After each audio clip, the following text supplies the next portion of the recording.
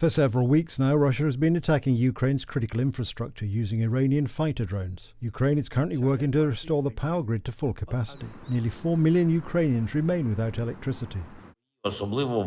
Step by step, we are striving to regain control of our occupied territories in the east. At the same time, work is underway to restore normal life in the liberated areas. In the last day alone, we have restored natural gas and electricity supplies to more than 1,000 households in the Kharkiv region.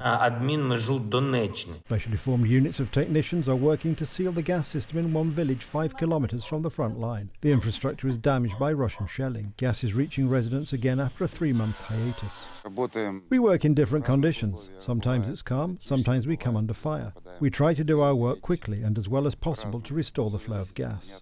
The villages near the front lines are experiencing the biggest problems with lack of energy and gas. Their residents, in addition to the constant struggle against the occupiers, are preparing for the next big battle, with winter approaching.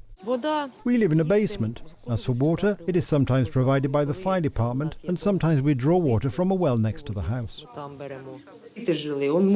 At first we cooked on an open fire, now on a gas stove. We bought gas cylinders, but we have to save because there are not many in the area. Ukrainian soldiers are constantly shelling Russian positions both on the Donetsk border and on the outskirts of Lugansk. Currently, the most intense fighting is going on in Donbass. Polish Krab self-propelled howitzers are helping Ukrainian forces to conduct an effective counter-offensive. From my observations, we are gaining a slight advantage. On the part of the enemy, attacks are fewer and fewer. Maybe it's because of the lack of ammunition or poor logistics. Apparently, people on the Russian side are complaining a lot. With us, everything is fine. We are advancing several kilometers every day. I think that here in the Lugansk region, the intensity of the fighting will soon decrease. This will be influenced by the worsening weather.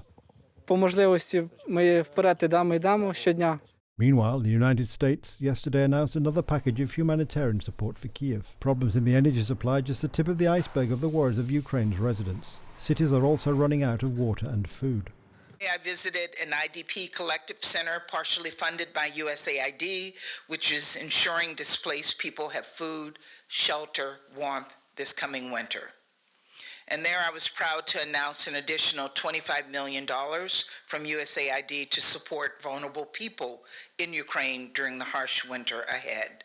These new funds will expand on our winterization, planning, and response efforts and scale up assistance to nearly 75,000 of the most affected households. Russian Security Council Secretary Nikolai Patrushev was in Tehran yesterday for consultations. Topics discussed included Russian support for work on Iran's nuclear program. Russia has been languishing for a long time on this very issue. To some extent, Russia was bound to be supplemented by Iran. The fact that Patrushev showed up is significant because this is not a man of small business. Therefore, if he showed up, it means that Iran is getting caught up with something bigger.